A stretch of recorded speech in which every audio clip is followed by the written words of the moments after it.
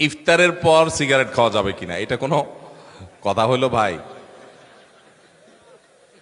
ইফতারির পর আসলে হয়তোবা প্রশ্নটা এমন কোন ভাই করছেন যিনি প্রশ্নটা লিখে পাঠিয়েছেন, হয়তো এই বেচারা সিগারেটের বদভ্যাস আছে, আবার লোকটা রোজাদারও, তো সারাদিন ধূমপান ছাড়া থাকতে থাকতে থাকতে থাকতে বেচারা অধৈর্য হয়ে ইফতারের পরপরই হয়তো বা সিগারেট দিয়ে ইফতার করে কিনা আল্লাহ জানে।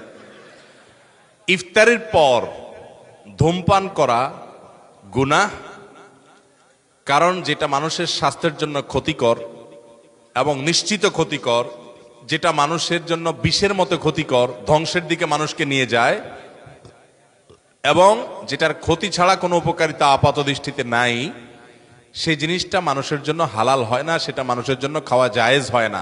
ধূমপানটা সেরকম একটা বিষয়। অতএব আপনি ইফতারের আগ পর্যন্ত তো করবেনই না, কারণ আপনি রোজাদার, সেই হিসাবে হালাল জিনিসও খেতে পারবেন না।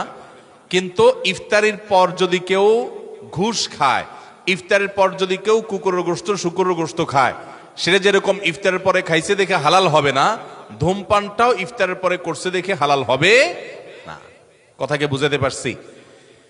আমাদের সমাজে কোন কোন ঘুষখোর আছে, আমি শুনেছি, দেখি নেই, যে তারা নাকি বিভিন্ন অফিসে ঘুষ খাওয়ার সময় যখন যারা ঘুষ দিবে ক্লায়েন্ট তারা আসে, তখন নাকি ড্রয়ারটা খুলে বলে, এখানে রেখে দেন ভাই, আমি রোজা আছি তো ইফতারের পরে নেব।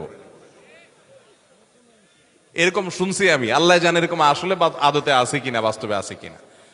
তো এই বেচারা সে রোজা রেখে ঘুষের টাকা ধরবে না, রোজা ভেঙে ইফতার করার পর তারপরে ধরবে। তার মানে সে মনে করে রোজা রাখা অবস্থায় করলে রোজার অসম্মান হবে, তো রোজা রাখার পরে ইফতার করার পরে যে করবেন তাতে আল্লাহর নির্দেশ লঙ্ঘন হবে না? রোজার মানেই তো বিরত থাকা, সিয়াম মানে বিরত থাকা, তার মানে হারাম থেকে বেঁচে থাকার ট্রেনিং আমি নিচ্ছি এখান থেকে, সেটা আমার আমল করতে হবে সারা জীবন ভর। অতএব যারা রোজা রেখে ধূমপান করছেন না, তারা ইফতারের পরেও ধূমপান করবেন না। আল্লাহ আমাদের ভাইদেরকে বেঁচে থাকার তৌফিক দান।